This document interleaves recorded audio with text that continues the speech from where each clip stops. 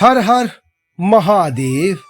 श्री शिव महापुराण रुद्र संहिता तृतीय पार्वती खंड अध्याय 29।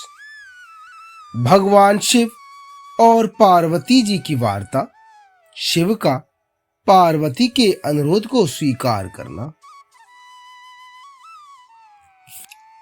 श्री ब्रह्मा जी कहते हैं कि हे नारद, परमात्मा हर की यह बात सुनकर और उनके आनंददायी रूप का दर्शन पाकर देवी पार्वती को बड़ा ही हर्ष हुआ। उनका मुख प्रसन्नता से खिल उठा। वे बहुत सुख का अनुभव करने लगी। फिर उन महासाध्वी शिवा ने अपने पास ही खड़े हुए भगवान शिव से कहा। देवी पार्वती बोली कि हे देवेश्वर, आप मेरे स्वामी हैं। हे प्रभु, पूर्व काल में आपने जिसके लिए हर्षपूर्वक प्रजापति दक्ष के यज्ञ का विनाश किया था, उसे क्यों भुला दिया था? वे ही आप हैं और वे ही मैं हूं। हे देव देवेश्वर, इस समय मैं तारकासुर से दुख पाने वाले देवताओं के कार्य की सिद्धि के लिए रानी मैना के गर्भ से उत्पन्न हुई हूं। हे देवेश, यदि आप प्रसन्न हैं और यदि मुझ पर कृपा करते हैं तो मेरे पति हो जाइए। हे ईशान, हे प्रभु, मेरी यह बात मान लीजिए। आपकी आज्ञा लेकर मैं पिता के घर जाती हूं। अब आप अपने विवाह रूप परम उत्तम विशुद्ध यश को सर्वत्र विख्यात कीजिए। हे नाथ, हे प्रभु, आप तो लीला करने में कुशल हैं। मेरे पिता हिमवान के पास चलिए और याचक बनकर उनसे मेरी याचना कीजिए। लोक में मेरे पिता के यश को फैलाते हुए आपको ऐसा ही करना चाहिए। इस तरह आप मेरे संपूर्ण गृहस्थाश्रम को सफल बनाइए। जब आप प्रसन्नता पूर्वक ऋषियों से मेरे पिता को सब बातों की जानकारी कराएंगे, तब मेरे पिता अपने भाई बंधुओं के साथ आपकी आज्ञा का पालन करेंगे। इसमें किसी भी प्रकार का संदेह नहीं है। जब मैं पहले प्रजापति दक्ष की कन्या हुई थी और मेरे पिता ने आपके हाथ में मेरा हाथ दिया, उस समय आपने शास्त्रोक्त विधि से विवाह का कार्य पूरा नहीं किया। मेरे पिता प्रजापति दक्ष ने ग्रहों की पूजा नहीं की। उस विवाह में ग्रह पूजन विषयक बड़ी भारी त्रुटि रह गई। इसलिए हे प्रभु, हे महादेव, अब की बार देवताओं के कार्य की सिद्धि के लिए आप शास्त्रोक्त विधि से विवाह कार्य का संपादन करें। विवाह की जैसी रीति है उसका पालन आपको अवश्य करना चाहिए। मेरे पिता हिमवान को यह अच्छी तरह ज्ञात हो जाना चाहिए कि मेरी पुत्री ने शुभ कारक तपस्या की है। पार्वती की ऐसी बात सुनकर भगवान सदाशिव बड़े प्रसन्न हुए और उनसे मुस्कुराते हुए से प्रेम पूर्वक बोले। शिव ने कहा कि हे देवी, हे महेश्वरी, मेरी यह उत्तम बात सुनो। यह उचित मंगल कारक और निर्दोष है। इसे सुनकर वैसा ही करो।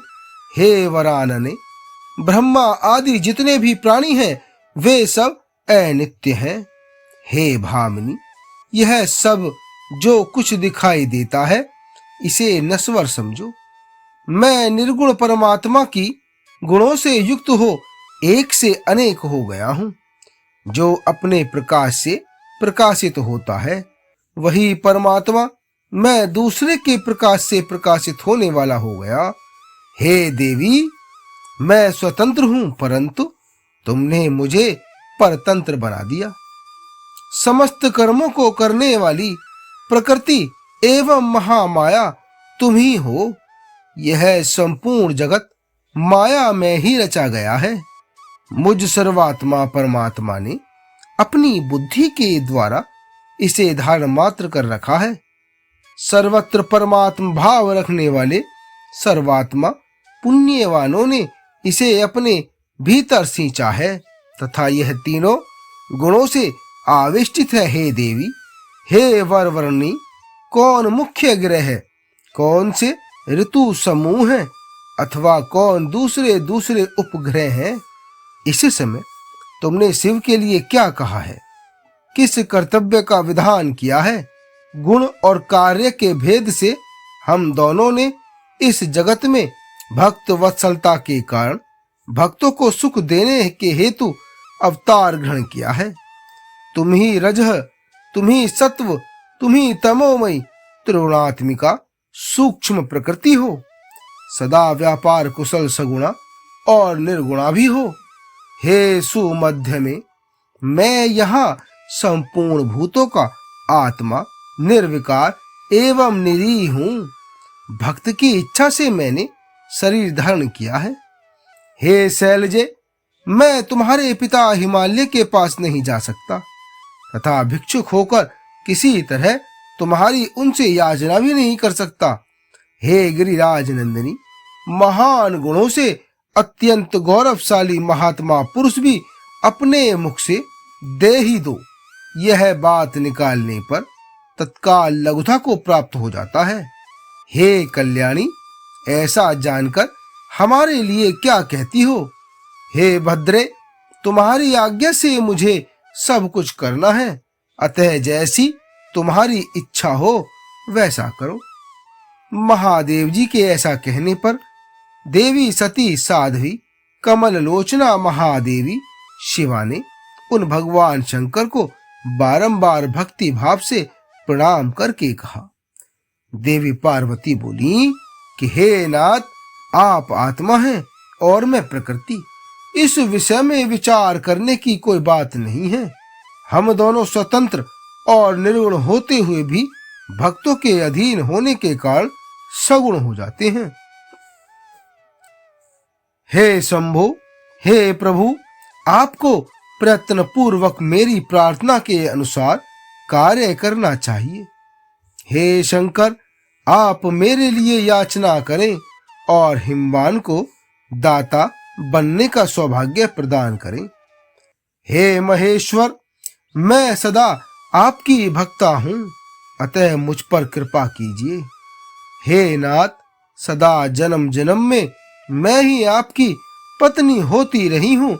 आप पर ब्रह्मा परमात्मा हैं, निर्गुण हैं, प्रकृति से परे हैं, निर्विकार, निरीह एवं स्वतंत्र परमेश्वर हैं।